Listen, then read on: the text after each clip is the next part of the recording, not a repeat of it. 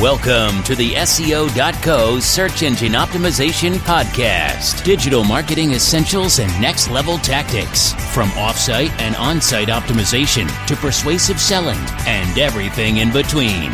You'll learn actionable tips on what it takes to outright and outrank your competition.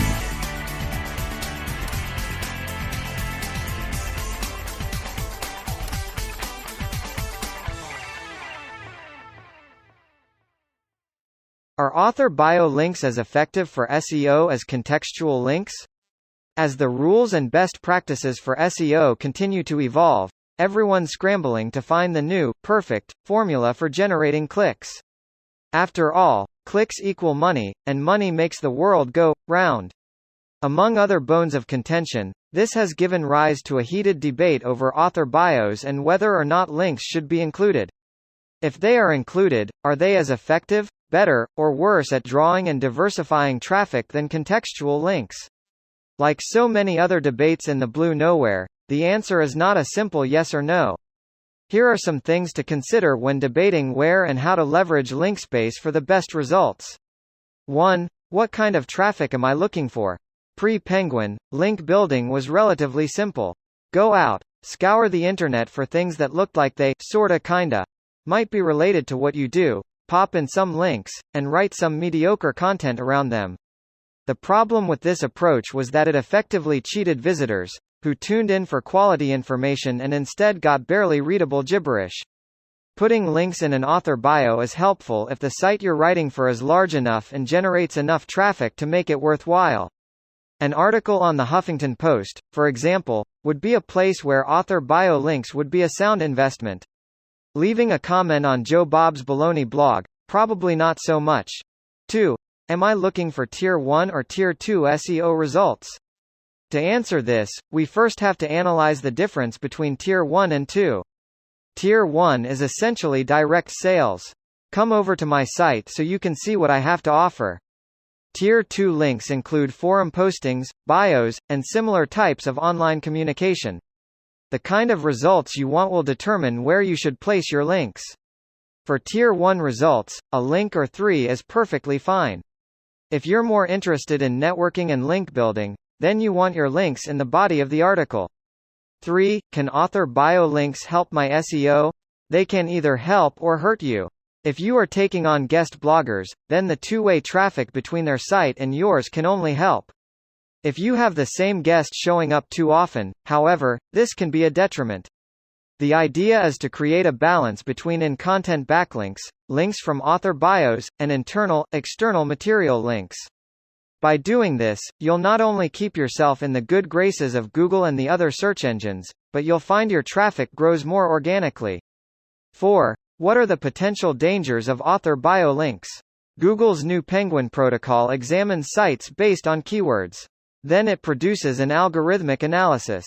If the curve veers too high toward one aspect of SEO, Penguin may devalue or even omit your site from its rankings.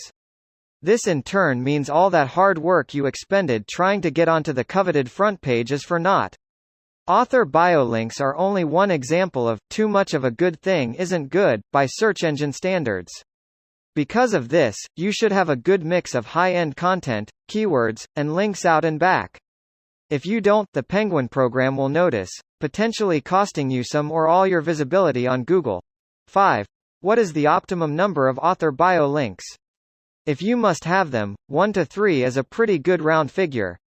If you have a guest blogger with a lot of irons in the fire and the name recognition clout to justify it, you could maybe even go to 4 to 5. There isn't a perfect number, because so much depends on your SEO, linking mix. What works fine on a site like lifehacker.com may not fly on yours, and vice versa. Generally, when considering author bio links, less is always more. 6. Are author bio links as effective for SEO as contextual links? They can be. However, there is no such thing as a free lunch. If you want people to be more interested in the author than the article, limit the links in the text so the author's box shows up with greater contrast. Also, remember that most people gloss right over the author's box, meaning while the backlinking you are getting is growing organically, it may not have the visibility you want. This is why contextual links are so valuable, and will continue to be for the foreseeable future. You know that if someone clicks a contextual link, they did so because they actually took the time to read the information you were trying to convey.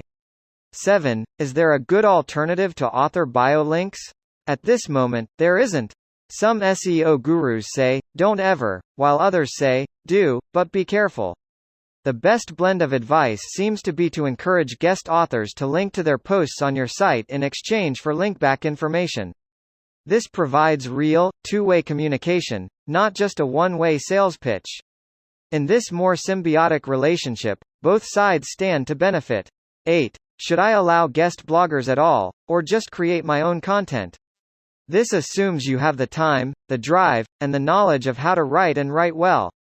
This does not make for engaging content and can actually make your business look less credible. The other side of this coin is that although guest blogging has become the most popular way to boost site rankings, guest bloggers may not necessarily know the rules of SEO or how to tag their posts effectively without drifting into gray or black hat country. Because of this, it's up to you to know and understand how SEO works and what you and your guests can do to boost your odds of making a great net-based relationship. If you have the time and the know-how, then by all means do your own posting. Just be ready to bring in a guest when you really need one. There is no black or white, best, answer to this question.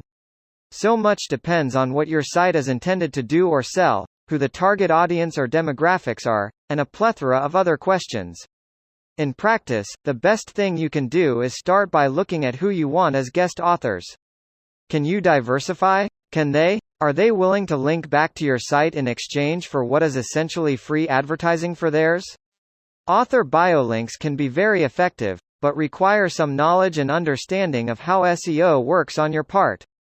With that said, a good author with a basic understanding of both SEO and guest blogging netiquette can be an immense ally in boosting traffic to your site. You'll need to weigh the pros and cons carefully, but author biolinks can be a powerful tool if you use them properly.